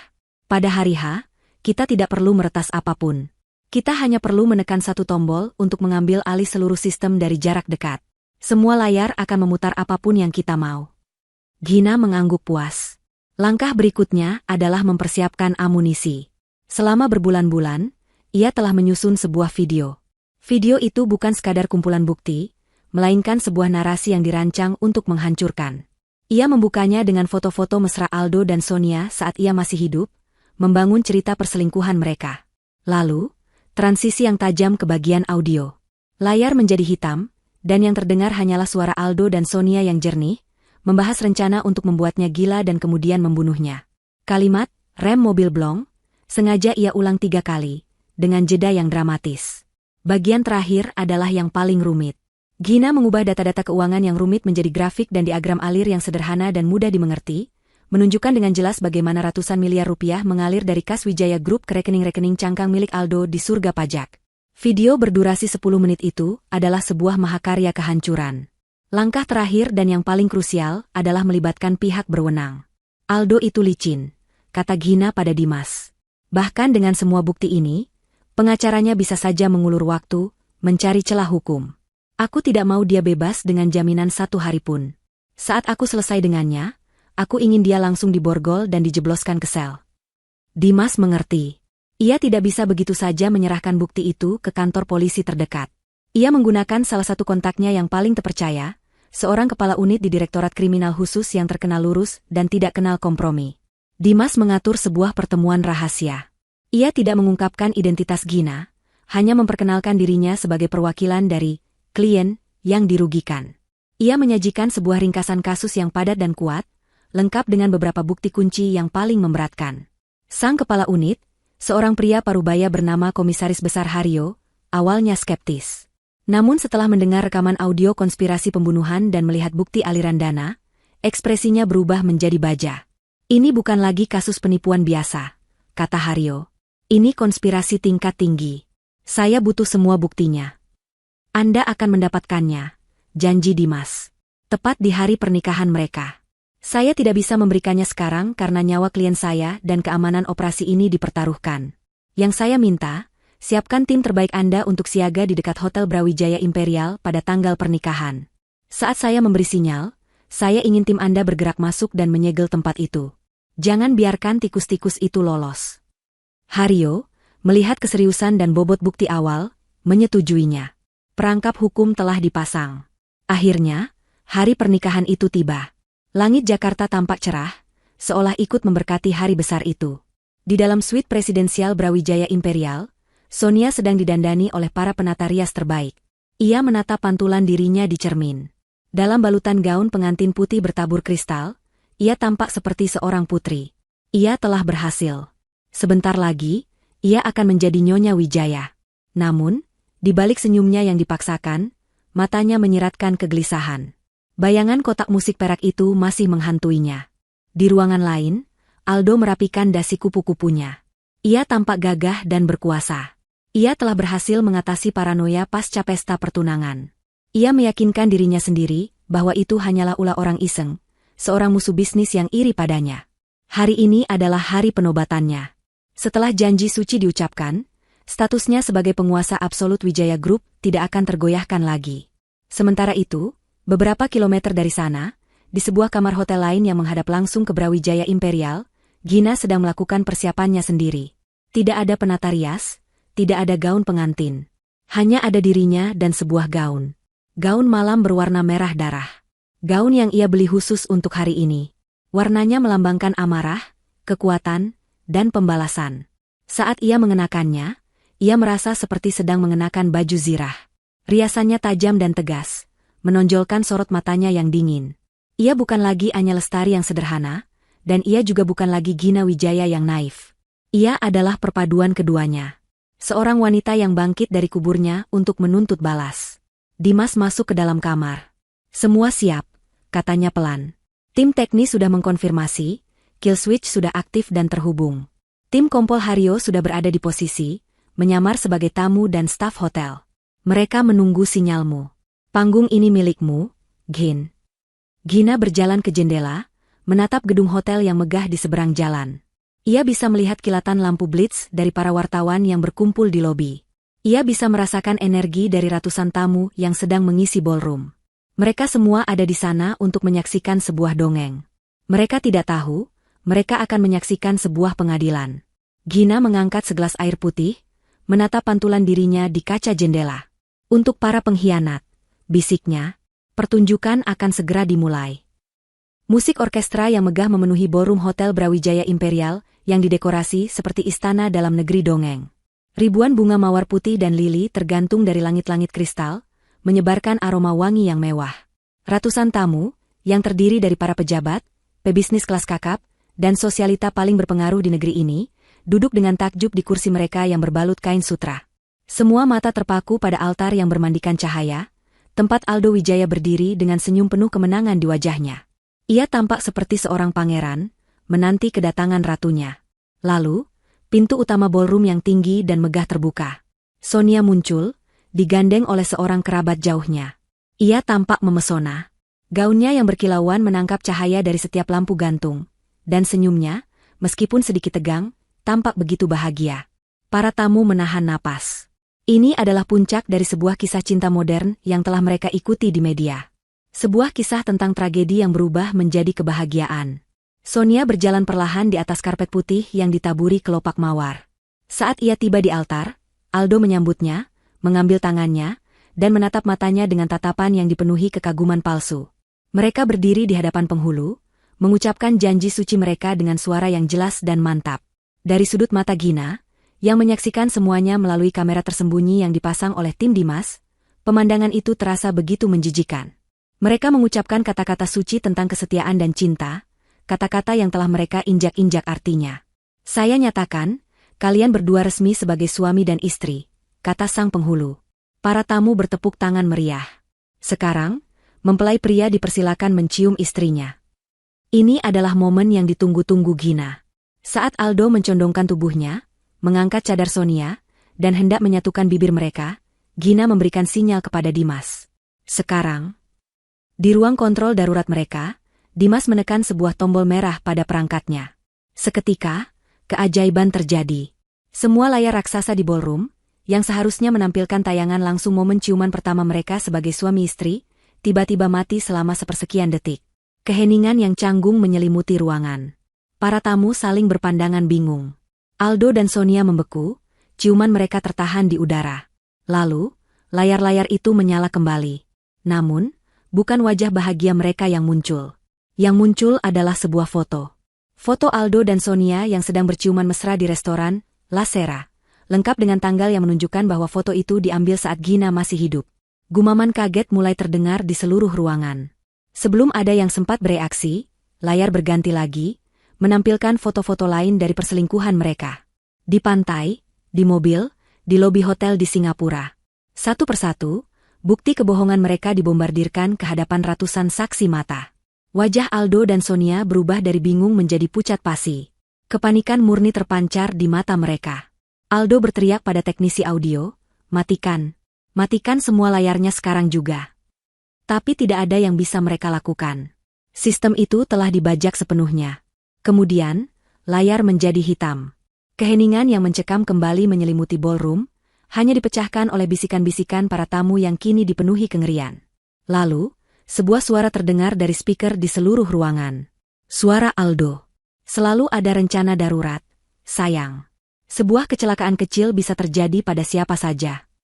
Diikuti oleh suara Sonia yang bertanya, "Rem mobil blong, misalnya." Jika sebelumnya hanya ada keterkejutan, kini yang ada adalah kengerian massal. Para tamu menatap Aldo dan Sonia dengan tatapan tidak percaya. Mereka baru saja mendengar sang mempelai pria dan wanita dengan santai membahas skenario pembunuhan. Video berlanjut, menampilkan diagram aliran dana yang dicuri dari Wijaya Group. Skala kejahatan mereka kini terpampang jelas bagi semua orang. Aldo gemetar hebat. Bukan lagi karena amarah, tapi karena ketakutan. Sonia mulai terisak, riasannya yang sempurna luntur oleh air mata ketakutan. Mereka terjebak di atas altar, di bawah sorotan lampu, diadili oleh ratusan pasang mata yang kini menatap mereka dengan jijik dan ngeri. Dan tepat di puncak kekacauan itu, pintu utama ballroom yang megah kembali terbuka. Kali ini, yang muncul bukanlah seorang mempelai wanita. Sosok yang berdiri di sana adalah seorang wanita dalam balutan gaun merah darah yang menyala. Ia berdiri dengan punggung tegak, dagu terangkat, dan tatapan mata yang setajam elang. Rambutnya yang pendek dan gelap membingkai wajahnya yang familiar namun terasa berbeda. Ada kekuatan dan ketenangan yang mematikan dalam dirinya. Seluruh ballroom terdiam. Orkestra berhenti bermain. Bisikan-bisikan lenyap. Ratusan pasang mata menoleh ke arah pintu, mencoba memproses apa yang mereka lihat. Beberapa tamu yang lebih tua terkesiap, beberapa yang lebih muda mengeluarkan ponsel mereka, mengira mereka sedang berhalusinasi. Wanita itu mulai berjalan. Ia melangkah anggun di atas karpet putih yang sama yang beberapa menit lalu dilewati Sonia. Setiap langkahnya penuh dengan tujuan. Ia melewati barisan tamu yang membeku di kursi mereka, wajah-wajah mereka menunjukkan campuran antara syok, ketidakpercayaan, dan ketakutan. Mereka semua mengenali wajah itu. Wajah yang telah menghiasi sampul majalah bisnis dan berita duka setahun yang lalu. Bagi Aldo dan Sonia, pemandangan itu lebih mengerikan daripada film horor manapun. Mulut mereka ternganga, mata mereka melotot.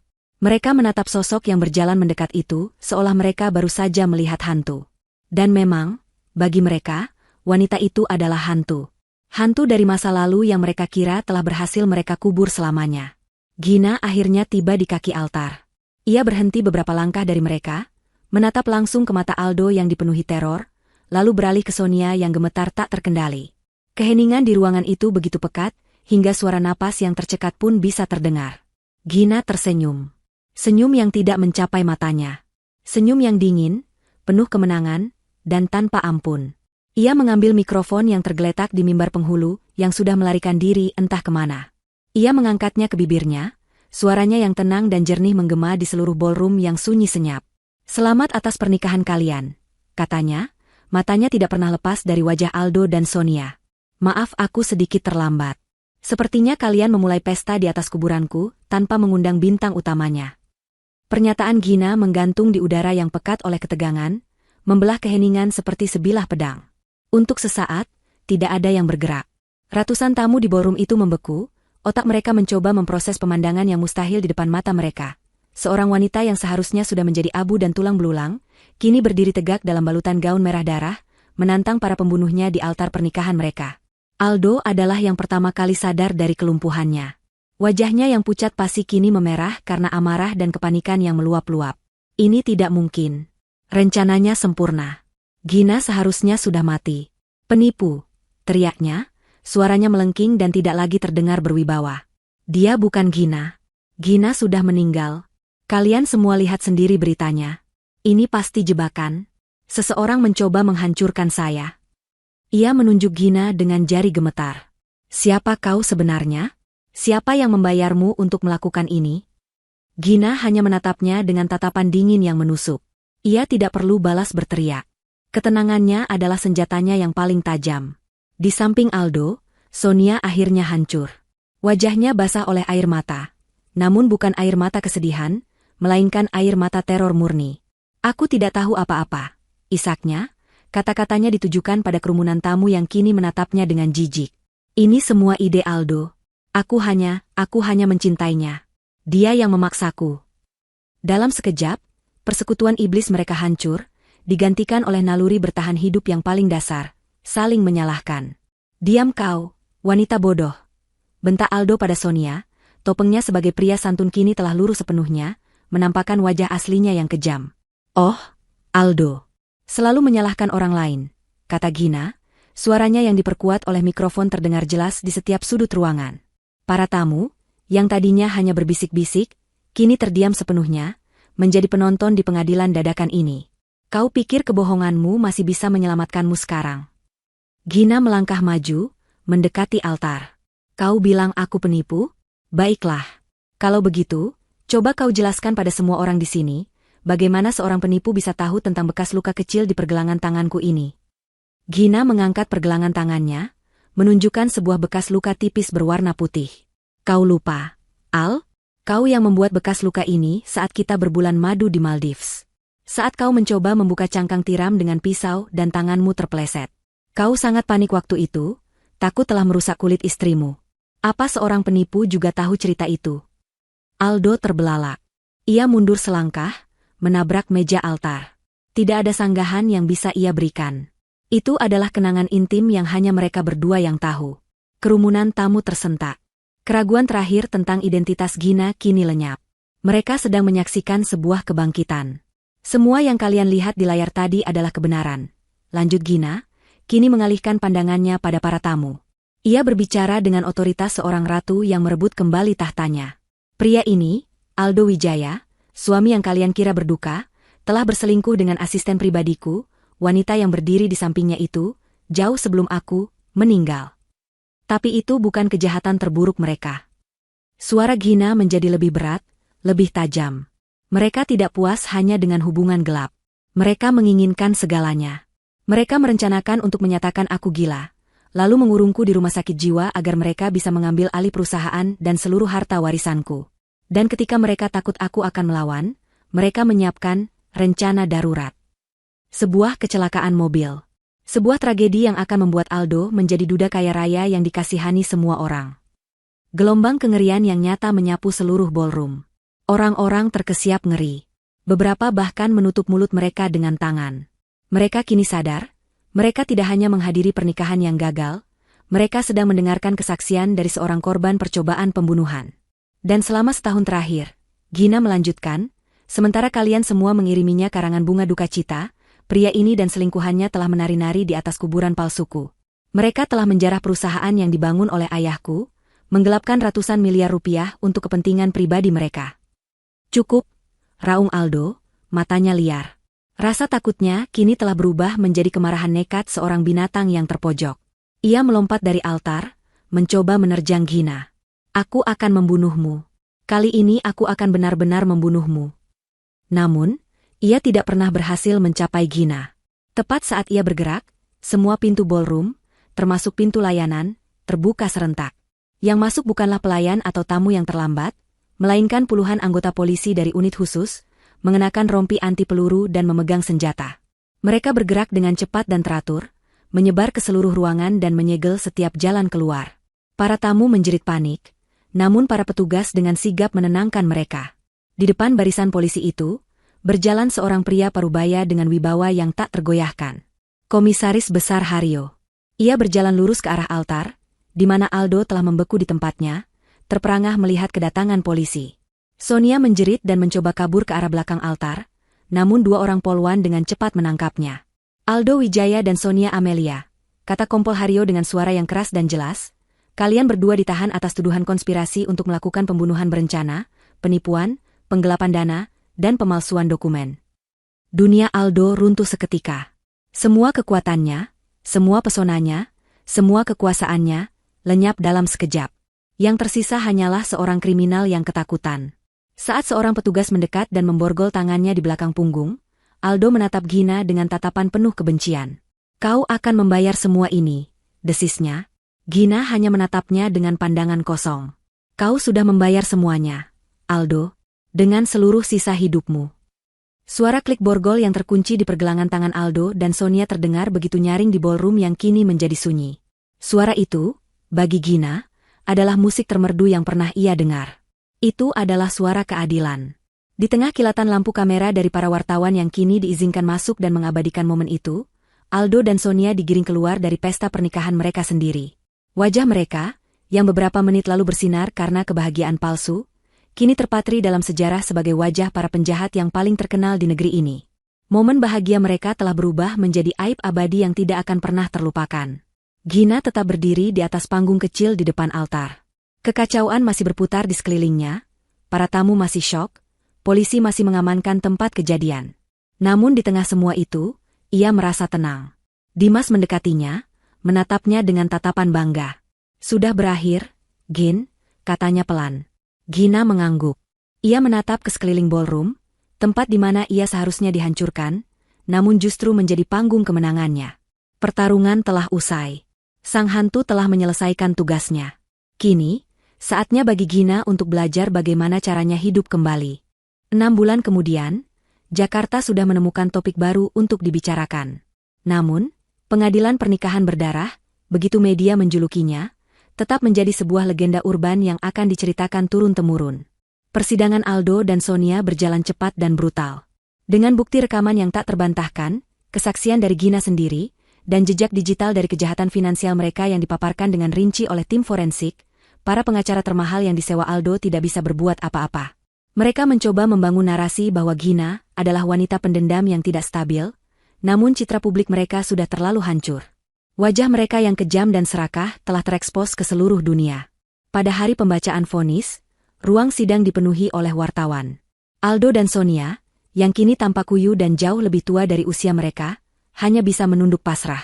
Hakim mengetukkan palunya dengan keras. Aldo Wijaya divonis hukuman penjara seumur hidup atas dakwaan percobaan pembunuhan berencana dan kejahatan finansial skala besar. Sonia Amelia menerima vonis 20 tahun penjara atas keterlibatannya. Kekayaan haram mereka disita oleh negara, dan nama mereka selamanya akan menjadi sinonim dari keserakahan dan pengkhianatan. Keadilan telah ditegakkan sepenuhnya. Karma telah menemukan jalannya. Bagi Gina, proses kembali ke dunia orang hidup tidaklah mudah. Ia harus melalui serangkaian prosedur hukum yang rumit untuk membatalkan akta kematiannya. Setiap langkahnya diliput oleh media, namun ia menghadapinya dengan ketenangan yang mengagumkan. Ia tidak pernah menunjukkan kemarahan atau kesedihan di depan publik. Ia hanya menunjukkan kekuatan. Hari pertamanya kembali ke kantor Wijaya Group adalah sebuah momen yang bersejarah. Ia tidak masuk melalui pintu direksi, melainkan melalui lobi utama, menyapa setiap karyawan yang ia lewati. Ia mengadakan pertemuan umum di aula perusahaan, di tempat yang sama di mana Aldo pernah memberikan pidato duka cita palsunya. Berdiri di podium yang sama, Gina menatap ratusan karyawannya. Banyak dari Anda yang mungkin masih terkejut. Banyak dari Anda yang mungkin bingung. Katanya, suaranya mantap dan jelas. Saya di sini hari ini untuk mengatakan bahwa masa ketidakpastian telah berakhir. Babak kelam perusahaan ini telah kita tutup bersama. Mulai hari ini, kita akan membangun kembali Wijaya Group di atas fondasi yang benar. Integritas, kejujuran, dan kerja keras, nilai-nilai yang sama yang dipegang teguh oleh ayah saya. Ia tidak menyebut nama Aldo sekalipun. Pria itu tidak layak mendapatkan tempat bahkan dalam sejarah buruk perusahaannya. Pidatonya disambut dengan tepuk tangan yang membahana, sebuah tanda dukungan dan kelegaan dari orang-orang yang kini melihatnya bukan sebagai korban, melainkan sebagai pemimpin sejati mereka. Gina melakukan pembersihan total. Semua eksekutif dan manajer yang ia tahu adalah kaki tangan Aldo dipecat hari itu juga. Ia mempromosikan orang-orang dari dalam yang ia tahu memiliki integritas. Dengan bantuan Dimas, yang kini menjadi konsultan keamanan tetapnya, ia membangun kembali perusahaannya dari nol, menjadikannya lebih kuat dan lebih bersih dari sebelumnya. Menshan tempat kenangan buruknya bersemayam tidak lagi ia sentuh. Ia tidak sanggup untuk tinggal di sana. Setelah proses hukum selesai, ia menjual properti mewah itu. Seluruh hasil penjualannya, hingga sen terakhir, ia sumbangkan untuk mendirikan sebuah yayasan yang diberi nama Yayasan Pelita Wijaya. Sebuah yayasan yang bertujuan untuk memberikan bantuan hukum dan perlindungan bagi perempuan korban kekerasan dalam rumah tangga dan penipuan. Ia mengubah tempat yang menjadi saksi penderitaannya menjadi sumber harapan bagi orang lain. Gina sendiri memilih untuk hidup di sebuah penthouse yang lebih kecil, namun terasa hangat dan personal, dengan pemandangan kota Jakarta yang terbentang luas di bawahnya. Tempat itu adalah cermin dari dirinya yang baru, modern, mandiri, dan penuh cahaya. Hubungannya dengan Dimas tetap menjadi persahabatan yang kokoh, sebuah ikatan yang ditempa dalam api. Mereka tidak pernah menjadi sepasang kekasih. Mereka adalah rekan seperjuangan, keluarga yang ia pilih sendiri, dan itu lebih dari cukup. Suatu pagi yang cerah, setahun setelah hari penghakiman itu, Gina duduk di balkon apartemennya. Di tangannya ada secangkir teh hangat dan sebuah dokumen terakhir dari pengacaranya. Surat putusan cerai yang secara resmi telah menghapus namanya dari bayang-bayang Aldo Wijaya. Ia menandatanganinya dengan sebuah pulpen sederhana, sebuah goresan tinta yang terasa seperti titik terakhir dari sebuah bab yang panjang dan menyakitkan. Ia meletakkan pulpen itu, menatap ke arah matahari yang baru saja terbit di ufuk timur. Langit Jakarta berwarna keemasan, menjanjikan hari yang baru. Ia tidak lagi merasakan amarah, tidak ada lagi dendam di hatinya. Semua itu telah larut bersama dengan ditegakkannya keadilan. Yang ia rasakan saat itu adalah sesuatu yang sudah sangat lama tidak ia rasakan, kedamaian. Kedamaian yang sejati dan mendalam. Gina tersenyum. Bukan senyum sinis sang pembalas dendam, bukan pula senyum rapuh sang korban. Itu adalah senyum tulus dari seorang wanita yang telah berjalan melewati neraka dan keluar menjadi lebih kuat. Ia telah kehilangan segalanya, namun pada akhirnya, ia menemukan sesuatu yang jauh lebih berharga, dirinya sendiri. Fajar telah menyingsing, dan masa depannya terbentang luas, cerah, dan sepenuhnya menjadi miliknya.